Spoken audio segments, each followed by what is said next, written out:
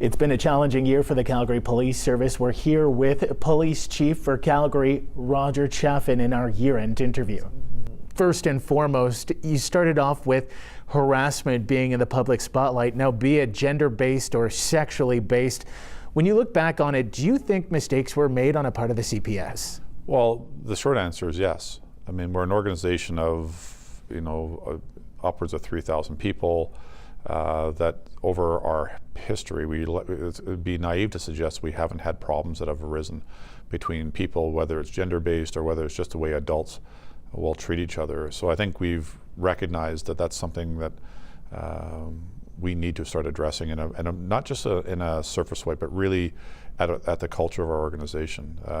Anytime an employee doesn't feel safe here for fear of being ostracized or being sort of culled from the herd, essentially, if you're not one of the popular people here. Those are things that can't happen in an important business like policing. When it gets to be sexualized, when it gets to be gendered issue, it gets even more intensely important that we get it right. So, as you said, this is work we started several years ago, at least on creating understanding and understanding our environment and making sure we are clear about what we're trying to accomplish. But this year brought us into the public. It brought the whole issue up in front of the public. And again, like I was saying earlier, this is one of the most difficult parts of that task, is to do it very open and very publicly and have the whole city walk through this process with us. I know through previous commission meetings, we've both sat through those question and answer periods. When you look back on that one commission meeting in January, what was your immediate reaction to Constable Jennifer Magnus Ward's public resignation? Well, my immediate reaction obviously was for Constable Magnus. I think it's you see someone having the courage to stand up and talk about an important issue, but see the emotions around that issue. So rather than get defensive about it and get into some organizational response, you just think about there's a person there that has really had a difficult emotional experience in front of the world, really, on camera. So just that's your really first thought is, before anything else would be done, just to recognize what a difficult moment that was. But then right away you're back into, what do we actually, what are we really trying to accomplish, and how much of this is really going on in the organization? It gets you right back into the need to have got this right, the need to have put some honest effort to this to make sure we are aligned as an organization. And if the culture of our workplace is right, then what we do in community would be right. And so that was a moment to say, first pay attention to someone who's struggling, but then also we have to get to work. Why didn't you accept her public resignation at the time?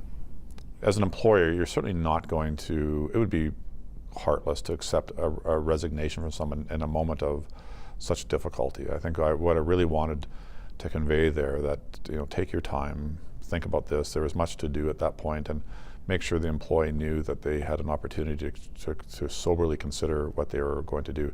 Should they in fact want to do this after much advice, then fair enough. But at that point, I wanted to make sure they knew that I would give them lots of time, give her lots of time to consider what her future is going to be. Is there such a thing as a 100% harassment-free workplace for the CPS? Will you be able to shed that old boys club mentality? Well, what you're seeing is going on all over North America right now on these issues. It would be naive to suggest we're going to ever be immune to this. As when you have people that are working together from either gender, these things can occur from time to time. Your role as an organization is to make sure there's a clear understanding of what the tolerance level for that is, and that tolerance level to be zero.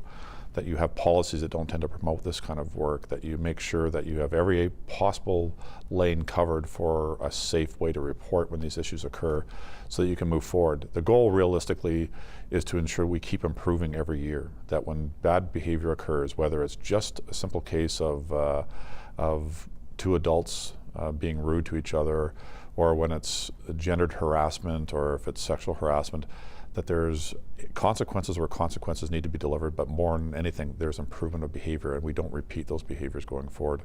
I'd like to believe that this time next year we'll be a better organization than we were last year.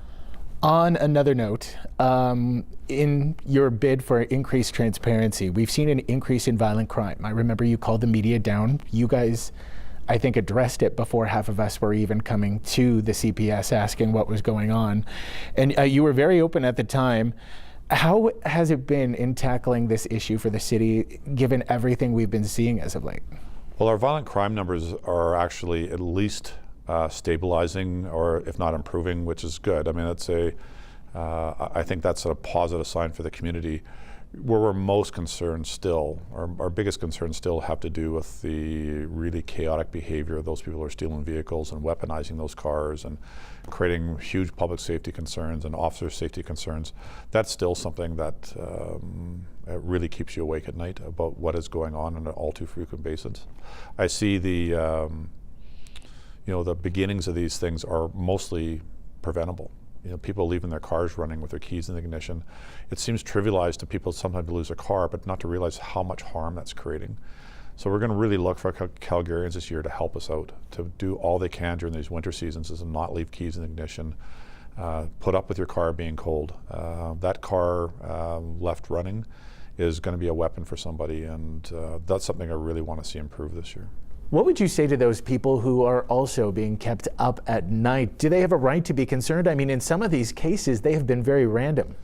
The presence of weapons in the city right now is something we all should be alarmed about. It's from our frontline officers who are very used to seeing these in so many situations is one aspect of it, but then the increased numbers of shootings is quite another thing too that we're seeing. I think it is randomized. We're not seeing a pattern of shootings as if a new rise in new gangs or something like that. There's always gangs around, but realistically what we're seeing is high volume presence of weapons, and then the propensity to want to use them, and that creates problems for everybody. But for our officers, it creates more anxiety and stress that if you're going to go to a call, you're probably going to see guns if that call suits that situation, like stolen autos. If you're going to stop a stolen auto, by the time you get them stopped, it'd be fairly commonplace to expect you're going to find weapons in that car. And if you remember what happened in Abbotsford, where the officer was killed in Abbotsford, simple case of a stolen vehicle, the presence of weapons, a boxed-in driver, and we've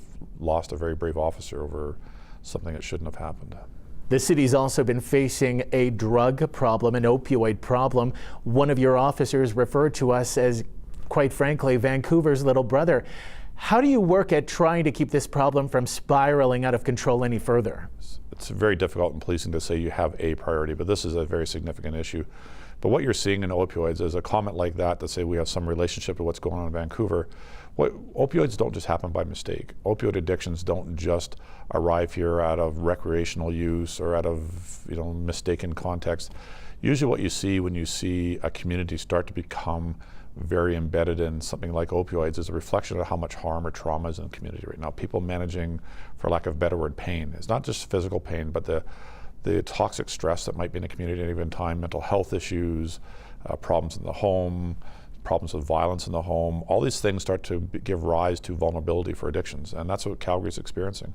You see this big rise in child abuse offenses, a big rise in domestic violence offenses, a big rise in sexual assaults and things.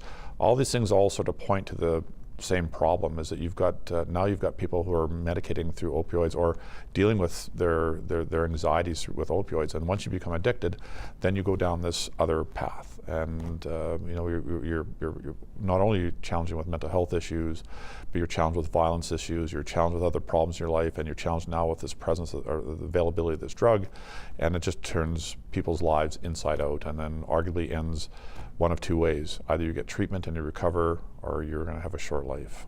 Obviously, there have been a lot of challenges. What do you take from it when you look back on the year? Well, we have lots of successes. That's one of the remarkable things about policing, is just how many important good things occur. When you look at a year of, we finished our year of 2016 off, we were leading the nation in crime trends. Like, our crime rate numbers were something you don't ever want to see, but you're leading the nation in crime trends. This year we brought them back down into the Canadian average and below the Canadian average. I thought was terrific. I thought the effort around housebreaking enters this year, bringing those numbers way down and showing a continual tracking of down to that, showed a remarkable effort from people who are really working around the clock to deal with the most prolific offenders and create safety in people's homes. One of the most essential elements to create public safety is for people to be safe in their own community, and so that helped a lot.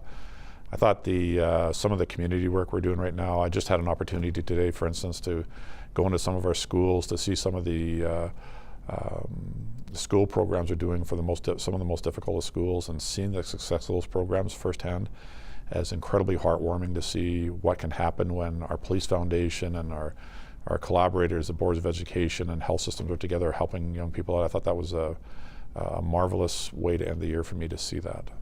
Any message to Calgarians? It's just to say, you know, obviously to wish everybody the best in the New Year's, but you know, as we're at home with our families over the holiday season and enjoying those moments, our officers are still out there. They're still out there patrolling the streets. They're not home with their families. They're making sure that you can feel safe, and any opportunity you can recognize an officer just to say thank you would be hugely appreciated. So, but I think that'd be my biggest message. Chief, thank you so much for your time. Thank you.